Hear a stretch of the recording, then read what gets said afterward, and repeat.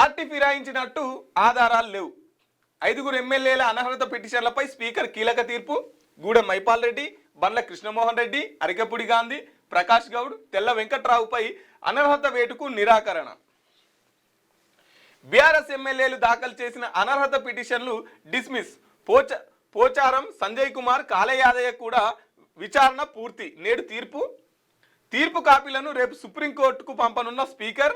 ఇక మిగిలింది దానం, కడియం విచారణ. బీఆర్ఎస్ సభ్యత్వం రద్దు చేసుకోలేదని కడియం వివరణ. నేటికి వివరణ ఇవ్వని దానం. పార్టీ ఫిరాయింపుల ఆరోపణలు ఎదుర్కొంటున్న 5 బీఆర్ఎస్ ఎమ్మెల్యేలపై ఎలాంటి ఆధారాలు లేవని అసెంబ్లీ స్పీకర్ గడ్డం ప్రసాద్ కుమార్ తేల్చారు. ఎమ్మెల్యేలు గూడెం మైపాల్ రెడ్డి పటాన్చెరు నియోజకవర్గం, బండ్ల కృష్ణమోహన్ రెడ్డి గద్వాల్ నియోజకవర్గం, అరికపుడి గాంధీ షేర్లింగంపల్లి నియోజకవర్గం, ప్రకాష్ గౌడ్ రాజేంద్ర నగర్ నియోజకవర్గం, తెల్లం వెంకట్రావు భద్రాచలం నియోజకవర్గం ఇప్పటికీ బీఆర్ఎస్ పార్టీలో ఉన్నారని, వాళ్ళు పార్టీ ఫిరాయించినట్టు ఎలాంటి ఆధారాలు లేవని స్పష్టం చేశారు. వీళ్ళు ఎక్కడ కూడా పార్టీ మారలేదంట. వాళ్ళు ఏ పార్టీలను అయితే గెలిచిరో ఆ పార్టీలనే ఉన్నారట. కానీ ఆ పార్టీలతో ఎప్పుడు కలవరట, వీళ్ళతోనే కలుతారట. ఇగో ఇట్లున్నది. ఒక్కసారి చూసుకుందాం మనం. అయితే ఇక్కడ కడియం వివరణ అంటే ఇప్పటికీ కడియం శ్రీహరి బీఆర్ఎస్ పార్టీలో ఉండని చెప్పేసి ఆయన వివరణ అయితే ఇచ్చే ప్రయత్నం చేస్తున్నట. మనం వాట్సాప్ ఓపెన్ చేసి ఒకసారి చూద్దాం ఏంది అనేది. కడియం శ్రీ గారిది రేపు చెప్తాం. కడియం శ్రీ గారిది తర్వాత చెప్పుదాం ఒకసారి. ఇగో వీళ్ళ అఫీషియల్లో తెలంగాణ కాంగ్రెస్ ట్విట్టర్ అఫీషియల్లో రాసుకున్నారు. కాంగ్రెస్ లోకి జగిత్యాల బీఆర్ఎస్ ఎమ్మెల్యే సంజయ్ కుమార్ ఇల్లు అఫీషియల్ కాంగ్రెస్ అఫీషియల్లో రాసుకున్నారు. జూబ్లీ హిల్స్ నివాసంలో కండో కప్పి పార్టీలోకి ఆహ్వానించిన ముఖ్యమంత్రి రేవంత్ రెడ్డి గారు. ఈ కార్యక్రమంలోకి మంత్రి పొంగులేటి శ్రీనివాస్ రెడ్డి గారు పాల్గొన్నారు. వీళ్ళ అఫీషియల్ ఏమని రాసుకున్నారు? కాంగ్రెస్ లోకి జగిత్యాల ఎమ్మెల్యే సంజయ్ కుమార్ చేసిండు. వీడియో పెట్టి సంజయ్ కుమార్ గారికి స్వయంగా రేవంత్ రెడ్డి గారు పార్టీలోకి ఆహ్వానిస్తున్నట్టు కండగప్పాడు. చూసుకోవచ్చు. ఇంకా ఇటు పక్కన పొంగులేటి శ్రీనివాస్ రెడ్డి గారు కూడా ఉన్నారు. చూడు. సో నిన్న తీర్పు ఏమొచ్చింది అని అంటే వాళ్ళు పార్టీ మారినట్టు ఎలాంటి ఆధారాలు అయితే లేవు అని తీర్పు వచ్చింది. మరి స్పీకర్ గారు ఆ విధంగా తీర్పిచ్చారు. అయితే ఒకసారి ఇది చూడండి. మొత్తం 10 మంది ఎమ్మెల్యేల పైన బీఆర్ఎస్ పార్టీలు ఏం చేశారంటే బీఆర్ఎస్లో గెలిచి కాంగ్రెస్లోకి పోయిర్రు అని చెప్పేసి ఈ 10 మంది పైన సుప్రీంకోర్టులో పిటిషన్ దాఖలు చేశారు. సుప్రీంకోర్టులో పిటిషన్ వేసారు. వీళ్ళు పార్టీ ఫిరాయించారు, వీళ్ళపైన చర్యలు తీసుకోవాలని 10వ షెడ్యూల్లో ఉన్నటువంటి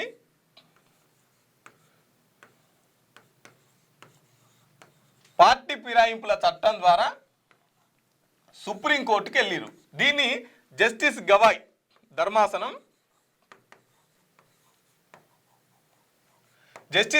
ధర్మాసనం ఏం చెప్పిందంటే, స్పీకర్ గారు మీరు తేల్స్తారా మమ్మల్ని తేల్చమంటారా అని చెప్తే మొదట్లో స్పీకర్ పట్టించుకోకపోతే స్పీకర్ గారి మీద కోర్టు దిక్కన కేసు కూడా పెడతామనేసరికి మాకు కొంచెం టైం కావాలని చెప్పేసి స్పీకర్ తరఫున న్యాయవాదులు కోరారు. సరే పోనీ అని చెప్పేసి టైం కూడా ఇచ్చారు.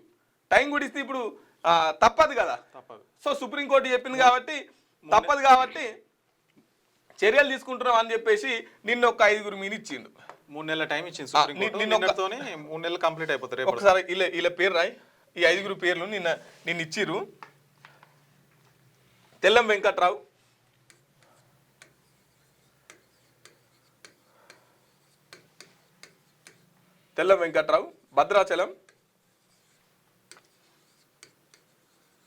భద్రాచలం ఎమ్మెల్యేనే.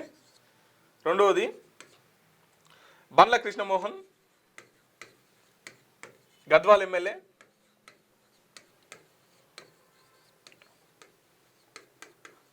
ప్రకాష్ గౌడ్ గద్వాల,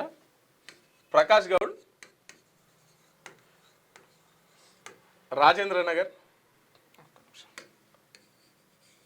ప్రకాష్ గౌడ్.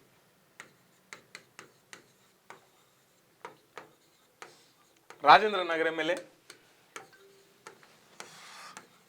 తర్వాత అరకెపూడి గాంధీ,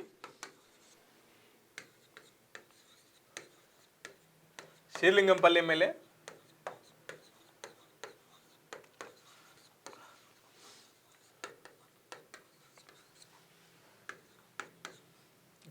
తర్వాత ఈయన గూడెం మైపాల్ రెడ్డి పటాన్చెరు ఎమ్మెల్యే.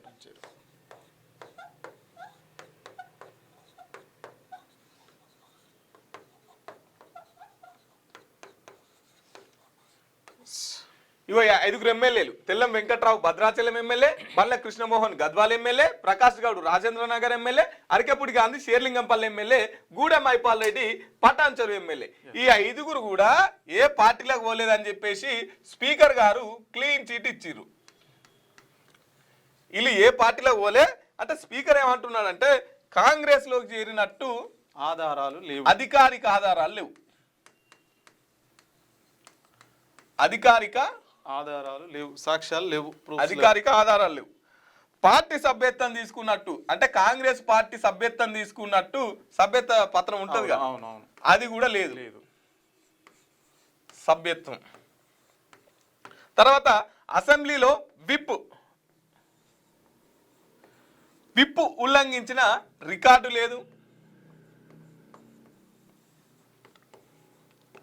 కేవలం ఫోటోలు, కండువాలు, మీడియాలలో వచ్చే వార్తనలు ఇవి ప్రామాణికం కావు కాబట్టి మేము తీసుకోలేము అంటే వాళ్ళ మీద అనర్హత వేయలేము అని చెప్పేసి స్పీకర్ గారు మాట్లాడుతున్నారు. ఇప్పుడు కాంగ్రెస్ లోకి అధికారికంగా చేరినట్లు రుజువు ఏంది అది మనం వీడియో చూసినాం.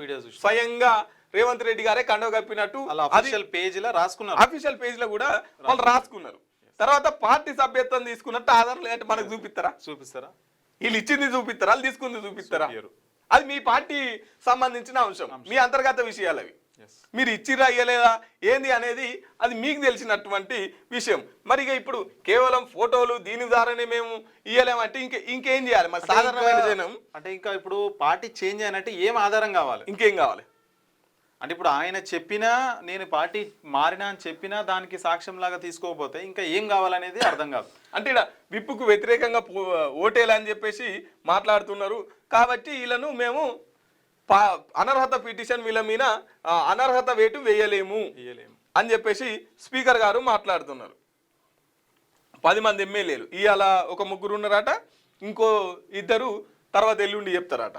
రేపు కూడా అంతే వస్తుంది, ఇంకేముంది ఇంకా వాళ్ళు 3 ఎట్లా మారినట్టు అయితే వాళ్ళు కూడా 3 మారినట్టు కాదు కదా.